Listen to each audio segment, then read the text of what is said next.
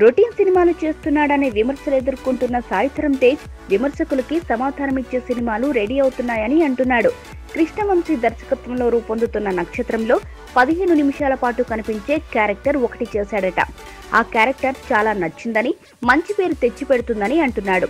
ఇక తన మలి చిత్రం జవాన్ అయితే తన నుంచి వెరైటీ సినిమాలు రావడం లేదనే కామెంట్స్ కి చెక్ పెడుతుందని చెప్పాడు.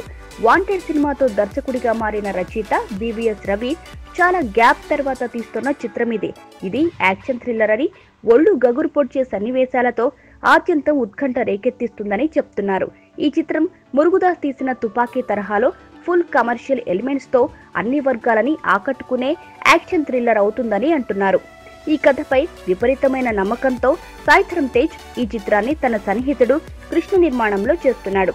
విన్నర్పై వస్తున్న రొటీన్ విమర్శలని అతను ఖాతరు చేయకపోవడానికి వెనుక రాబోతున్న జవానే కారణమట.